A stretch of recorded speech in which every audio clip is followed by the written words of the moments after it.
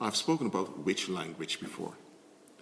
What I didn't mention, that maybe I should have mentioned this, is that which language, after a while, becomes common in daily speech.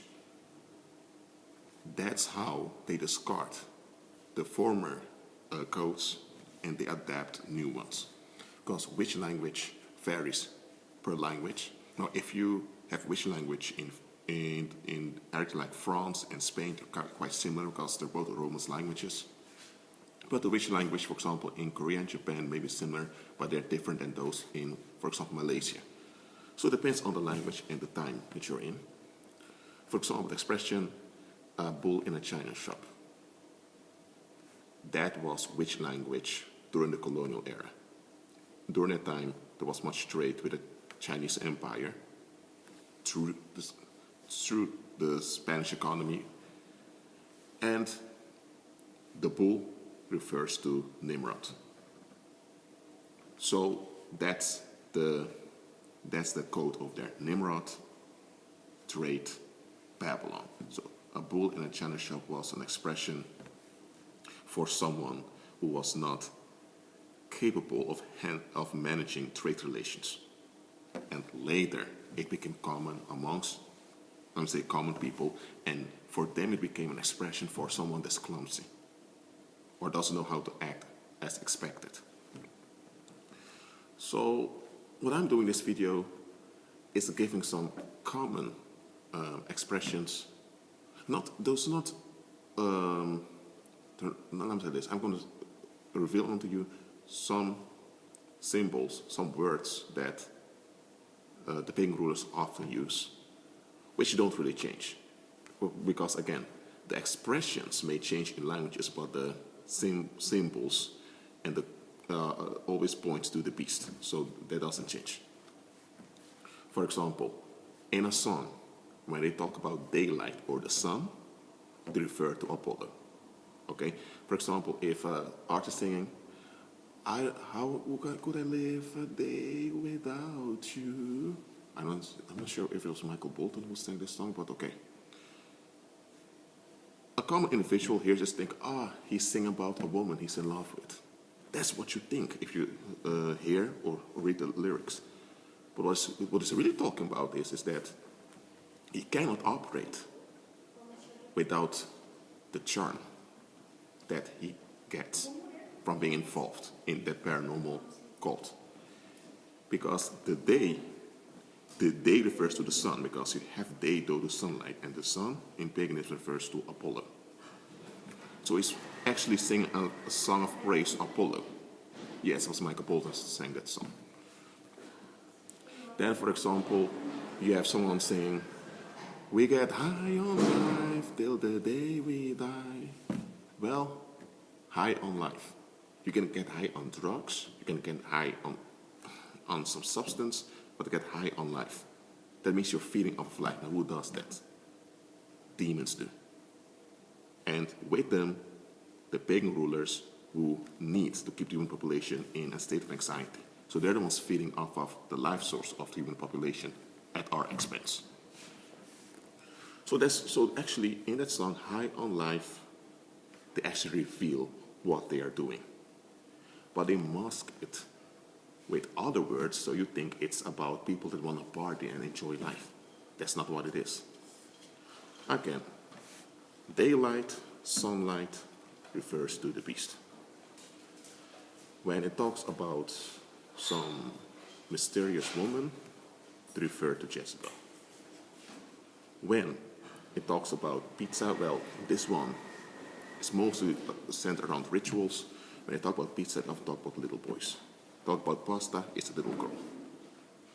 Pizza tends to be hard, so refers to men, and pasta tends to be soft, refers to women.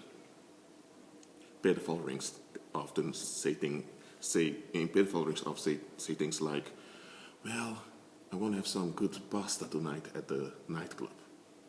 You don't go to a nightclub to eat some pasta, okay? It doesn't add up. You go there to party or to have a drink.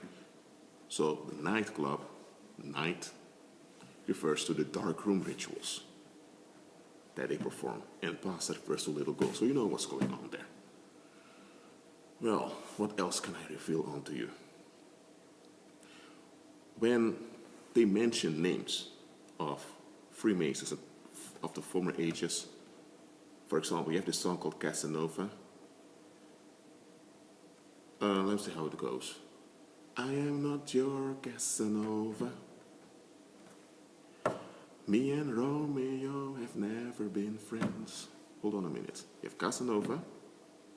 Giacomo Casanova was a warlock, a very famous one. He got in a lot of trouble during his lifetime. Why are they mentioning him? Then you have Romeo, which actually refers to Rome, the system. So Casanova, the real historical figure, was supported by Rome. So to make a song in which someone denies that he's not a Casanova, that he and Romeo were never friends, so actually the opposite is suggested there. Because that's also a trick they use. They deny something too much, and by denying it too much, they are actually conditioning you in the thing they're denying. So that's another way to detect which language. It's when something is denied expressively, but you think, why they deny it so much, which is a strong language. Now, a human being can become upset and express a strong denial. For example, if you are charged with murder while you're completely innocent, you can become upset when people keep telling you you're the perpetrator. You can break out and keep saying, I'm not the one, I'm not the one. Okay, that's different. But if you have a song where they keep denying something over and over like that, oh, they're conditioning you. Okay. There was this song, it was in Italian. They also have a French translation, I'm doing this French or a Spanish translation of it. Maybe they made it in French also, I'm not sure. It's Più Bella Cosa from Eros Ramazzotti. The name Eros refers to a Greek demon also. So that name already has some issues with it. Più Bella Cosa in Spanish is La Cosa Más Bella. And when you listen to the lyrics, it is as if it talks about this woman he's in love with, and she's the most beautiful individual that exists. But when you really examine the lyrics, either that guy is out of his mind because he's so obsessed with a woman, or maybe he's not speaking about a woman. And in the music video, at last, when he is in the desert, in a desert, look at that, he's in the desert. That's another symbol, okay? And he looks around, he's dressed in black and white.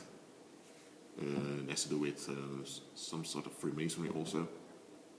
He looks around and he sees the blonde woman in black, refers to the Black Widow, another form, another symbol.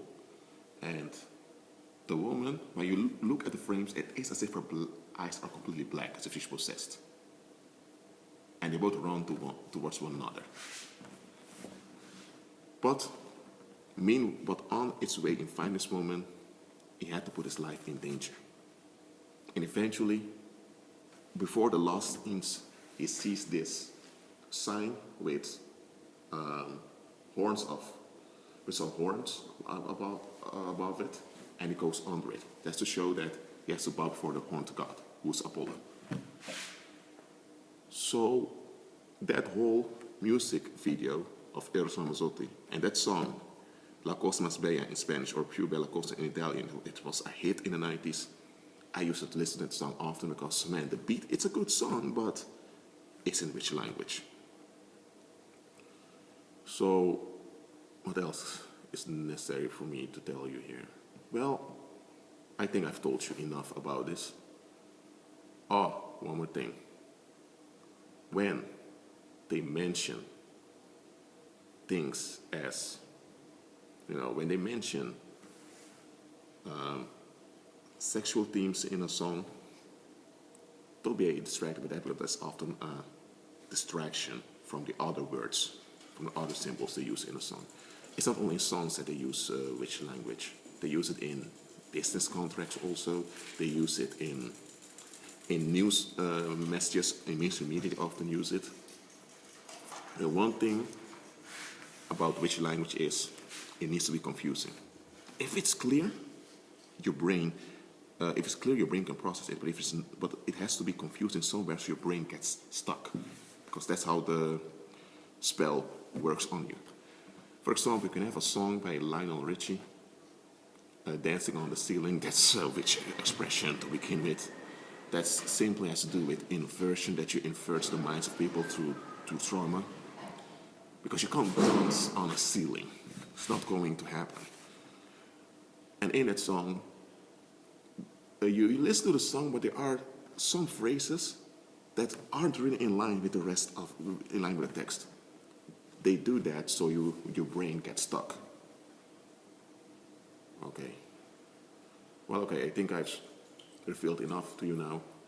Pay attention to daylight, sunlight, things refers to the sun, because when they use that, they worship their king in it, okay? So, again, keep agreeing with Christ and be at peace.